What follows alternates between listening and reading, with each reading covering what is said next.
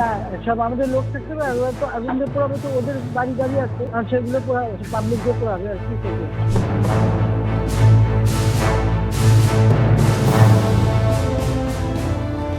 জুলাই গণঅভ্যুত্থানের সময় সেতু ভবন সহ বিভিন্ন স্থাপনায় আগুন দেওয়ার অভিযোগে আন্দোলনকারীদের বাড়ি, গাড়ি ও ব্যবসা প্রতিষ্ঠানে আগুন দেওয়ার নির্দেশ দিয়েছিলেন তৎকালীন প্রধানমন্ত্রী শেখ হাসিনা, এমন দাবি করেছে রাষ্ট্রপক্ষ।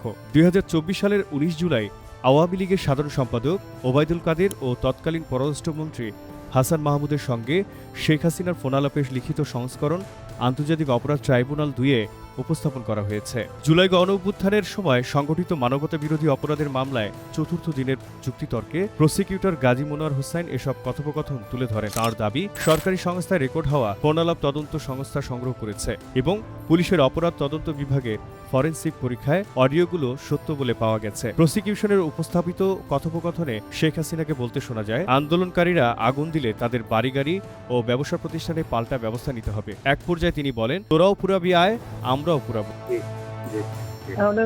অন্য কিছু করে লাগবে, তোরাও পোড়াবি আর আমরা পোড়াবো। হাসান মাহমুদ এতে সম্মতি জানিয়ে টিট ফর ট্যাট বা পাল্টা জবাব দেওয়ার কথা বলেন। শেখ হাসিনা আরও বলেন, বিভিন্ন এলাকায় নেতাকর্মীদের সংগঠিত করতে এবং প্রত্যেক এমপিকে সক্রিয় থাকতে। সেতু ভবনে আগুন দেওয়ার প্রসঙ্গ তুলে তিনি র্যাব পাঠানোর কথা বলেন এবং আন্দোলনকারীদের বাড়িঘর ও ব্যবসা প্রতিষ্ঠানের তথ্য খুঁজে বের করার নির্দেশ দেন বলে প্রসিকিউশনের দাবি।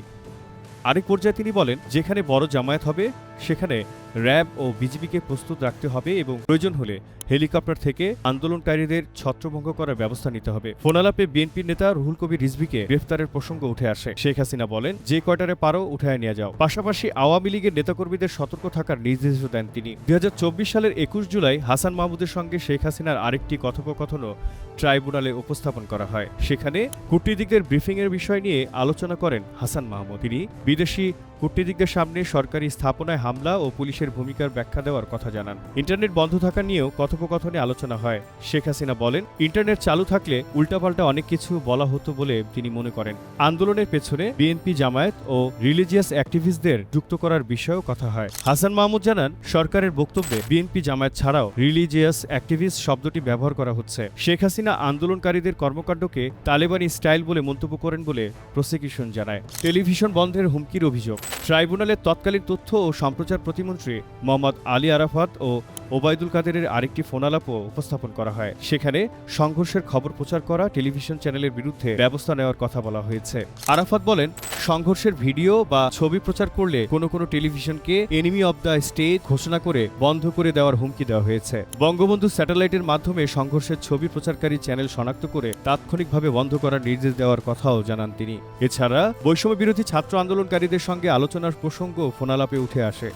আরাফাত আন্দোলনকারীদের দুই ভাগে বিভক্ত করে এক পক্ষকে কোটা আন্দোলনকারী ছাত্র এবং অন্য পক্ষকে বিএনপি, জামায়াতের সন্ত্রাসী হিসেবে সরকারের বক্তব্য তুলে ধরার কথা বলেন। ওবায়দুল কাদের সহ মামলার ৭ আসামির সবাই বর্তমানে পলাতক। অন্য আসামিদের মধ্যে রয়েছেন মোহাম্মদ আলী আরাফাত, আফম বাহাউদ্দিন নাসিম, শেখ ফজলে শামস পরশ, মাইনুল হোসেন খান, সাদ্দাম হোসেন ও শেখ ওয়ালি আসিফ। তবে এসব ফোনালাপের বক্তব্য ও প্রসিকিউশনের উপস্থাপিত তথ্য মামলার বিচারিক প্রক্রিয়ার অংশ। চূড়ান্ত দায় বা অপরাধের বিষয়ে সিদ্ধান্ত ট্রাইব্যুনালের রায়ের মাধ্যমেই নির্ধারিত হবে। বাংলার জানালায় জহিরুল ইসলাম।